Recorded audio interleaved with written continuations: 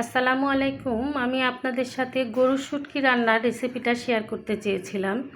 আমি এখানে গরুর শুটকিটা এই যে এরকম করে ঝুরা ঝুরা করে নিয়েছি। আমি এটা ওভারনাইট শুটকিটা ভিজিয়ে রেখেছিলাম, তারপরে প্রেসার কুকারে 10 থেকে 12টা সিটি দিয়েছি।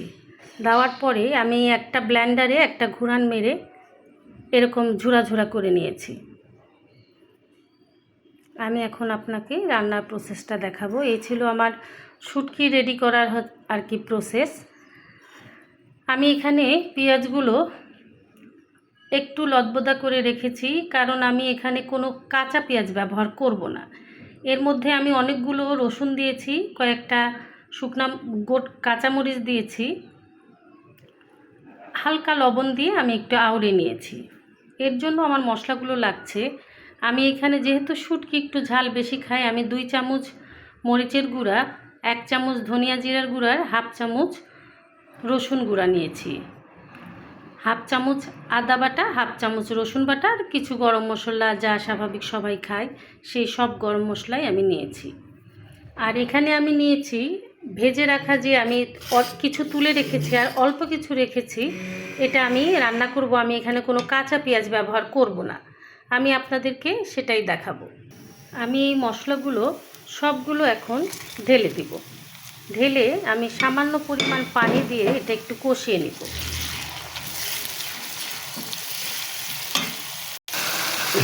আমার মশলাটা তেলের উপরে উঠে গেছে। এই পর্যায়ে এসে আমি আমার ঝুরা করে রাখা শুটকিগুলো দিয়ে দেব। শুটকিগুলো দেয়া কমপ্লিট হয়ে গেলে এখানে আমি পানি অ্যাড করব, খুব বেশি না আবার একেবারে কমও না, যাতে মশলার গন্ধগুলো চলে যায় এই রকম পর্যায়ে। পানি দেওয়ার পরে আমি ঢাকনা দিয়ে ঢেকে এটা ভুনা করে নেব। আমার মোটামুটি পানি শুকিয়ে গেছে, এই পর্যন্তই আমি অপেক্ষা করব। দেখুন পানি হালকা হালকা পানি আছে। এই পর্যায়ে এসে আমি আমার আগে থেকে যে পেঁয়াজটা ঠিক এই রকম রেখেছি আমি, আর এখানে আমি মাঝারি সাইজের 3টা রসুন ব্যবহার করেছি, কারণ এটা শুটকি এখানে একটু রসুন লাগে, তাই আমি মাঝারি সাইজের 3টা রসুন ব্যবহার করেছি। আমি এগুলো এখন দিয়ে দিব।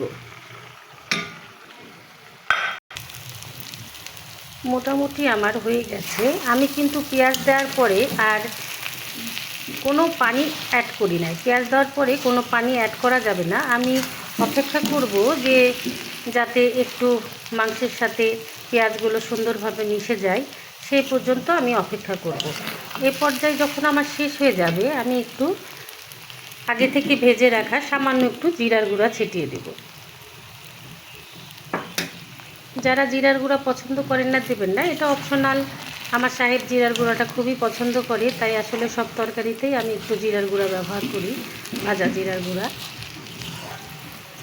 আসলে গরুর মাংসের শুটকি আসলে এটা অনেক দেশে প্রচলিত না, আমাদের আসলে দেশে এটা খুবই পছন্দনীয় একটু খাবার, লোভনীয় খাবার। গরুর মাংস খেতে খেতে অনেক সময় আসলে গরুর মাংস ভালো লাগে না, তখন একটু মনে হয় ভিন্ন রকম একটু কিছু খেলে ভালো লাগে।